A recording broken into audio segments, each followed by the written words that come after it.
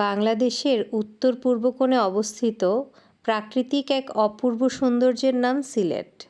সবুজে মোড়া পাহাড়, টিলা, ছোট ছোট নদী, ঝর্ণা আর এর বুক জুড়ে রয়েছে সারি সারি চা বাগান। যদিও এই জায়গাটি বাংলাদেশের ঐতিহ্যবাহী বাণিজ্যিক এলাকা, কিন্তু এখানকার মানুষ খুবই স্বল্প টাকার বিনিময়ে কেজির কেজি পাতা তুলে নিজেদের জীবন জীবিকা নির্বাহ করেন।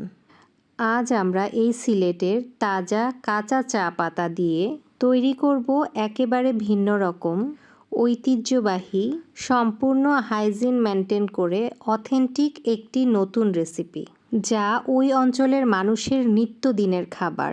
রোদে পুড়ে বৃষ্টিতে ভিজে বাংলাদেশের বৈদেশিক মুদ্রা অর্জনের ক্ষেত্রে যারা অনন্য ভূমিকা পালন করেন, তারা এই খাবারটি খেয়েই তাদের জীবন ধারণ করে থাকেন, আর তা হলো চা পাতার ভর্তা।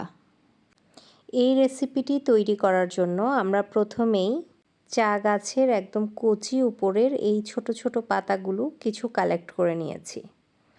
পাতাগুলো ভালোভাবে ওয়াশ করে আমরা এইভাবে হাতের তালুতে নিয়ে নেব, আর দুহাত দিয়ে ঠিক ভিডিও দেখানো প্রসিজিওরে আমরা পাতাগুলোকে ঘষে নেব। ঘষতে ঘষতে একটা পর্যায়ে দেখতে পাবো যে পাতাগুলো হাতের মাঝে ঠিক এই রকমভাবে গুঁড়ো গুঁড়ো হয়ে গিয়েছে। তখনই বুঝে নেব আমাদের ভর্তার জন্য পাতাগুলো সম্পূর্ণ রেডি হয়ে গিয়েছে। অপরদিকে আমরা একটা পলিথিন নিয়ে নিয়েছি। যেহেতু ভিডিওর প্রথম অংশে আমি বলে দিয়েছি যে অথেন্টিক যেইভাবে ওই অঞ্চলের মানুষ এই ভর্তাটি বানিয়ে থাকে, আমি আপনাদেরকে ঠিক সেইভাবে সম্পূর্ণ হাইজিন মেনটেন করে ভিডিওটি করে দেখাবো। আর তার জন্য আমি প্রথমেই নিয়ে নিচ্ছি চিলি ফ্লেক্স অথবা ড্রাই চিলি ক্র্যাশ করে নিয়েছি।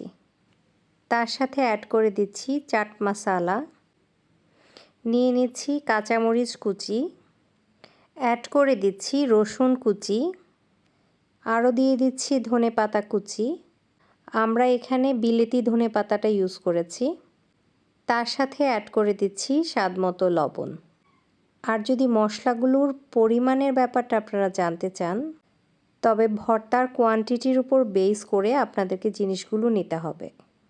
এ পর্যায়ে ঠিক অপোজিট সাইড থেকে পলিথিনের অংশটি টেনে এনে আমরা এই জিনিসগুলোকে ঠিক ভিডিও দেখানো প্রসেস অনুযায়ী ভালোভাবে ম্যাশ করে মিক্স আপ করে নেব। আমি কিন্তু এখানে অথেন্টিক চায়ের ভর্তাটা যেভাবে ওখানকার পরিশ্রমী বোনেরা বানিয়ে থাকেন সেইভাবেই বানিয়েছি। এ পর্যায়ে আমরা এই ভর্তার সাথে সিদ্ধ আলু ইউজ করব, তাই আমি এখানে আগে থেকে আলু সিদ্ধ করে ম্যাশ করে নিয়েছি। এ পর্যায়ে আমরা আমাদের ম্যাশ পটেটোটা আমাদের মেখে নেওয়া মশলার সাথে অ্যাড করব এবং একই প্রসেসে আবারও মিক্স আপ করে নেব। সম্পূর্ণ মিক্স আপ করে নেওয়ার পর আমরা এবার এর সাথে অ্যাড করে দেব মুচমুচে চানাচুর। এই চানাচুরটা দিয়েও আমরা ঠিক একইভাবে মিক্স আপ করব। এ পর্যায়ে একেবারে লাস্ট ইনগ্রিডিয়েন্টস দেওয়ার পালা। প্রথমেই আমরা যেই পাতাটিকে হাতে ম্যাশ করে নিয়েছিলাম, সেই পাতাটা এখন আমরা এর সাথে অ্যাড করে দেব। এই পাতাটা আমরা সব শেষে দেব। চেষ্টা করবেন আমি যেভাবে সিরিয়াল মেনটেন করে এই ভর্তার এক একটা ইনগ্রিডিয়েন্টস অ্যাড করেছি, আপনারাও ঠিক একই প্রসেসে অ্যাড করার জন্য। কারণ চা পাতাটা যদি আমরা আগে মিক্স করি, তাহলে এর থেকে কিছু কষ বেরিয়ে আসবে, যা আপনার ভর্তাটার টেস্ট নষ্ট করে দিতে পারে। তাই সব শেষে এই পাতাটা অ্যাড করে আমরা মিক্স আপ করে নেব। এই তো ঠাডা, তৈরি হয়ে গেছে আমাদের কাঙ্ক্ষিত চা পাতার ভর্তা। বিশ্বাস করবেন না, এই ভর্তাটা খেতে কিন্তু খুব খুব খুব মজার। সারাদিন রোদে পুড়ে বৃষ্টিতে ভিজে আমাদের চা বাগানের পরিশ্রমী মানুষগুলো এই ভর্তাটার সাথে দুটো রুটি অথবা সামান্য ভাত খেয়ে জীবন ধারণ করে থাকেন। অনেক ভেবে দেখেছি তারা পলিথিন দিয়ে কেন ভর্তাটা বানান।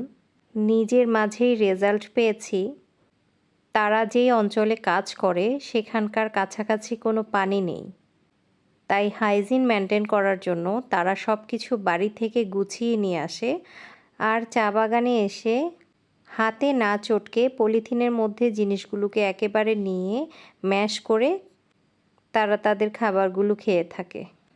ভাবতেই কেমন যেন অবাক লাগে, তাই না? যাদের কষ্টের বিনিময়ে আমাদের দেশ বৈদেশিক মুদ্রা অর্জন করে, তাদের জীবনযাত্রা কতটা সাধারণ। সো বন্ধুরা, ভিডিওর শেষ প্রান্তে এসে শুধু এতটুকুই বলবো, যদি কখনো শ্রীমঙ্গল অথবা সিলেট ঘুরতে যান, সেখান থেকে চা পাতা কালেক্ট করেন, তাহলে সেই পাতা দিয়ে বাসায় এসে এভাবে ভর্তা বানিয়ে খেতে পারবেন। ভর্তাটা কিন্তু আসলেই অসাধারণ হয়েছিল। সো বন্ধুরা, আজ এ পর্যন্তই। দেখা হবে আবার নতুন কোনো ভিডিওতে, নতুন কোনো আয়োজনে। টিল দেন সবাই ভালো থাকবেন, সুস্থ থাকবেন এবং ফলো দিয়ে এঞ্জেলস ওয়ার্ল্ডের পাশেই থাকবেন। অসংখ্য ধন্যবাদ।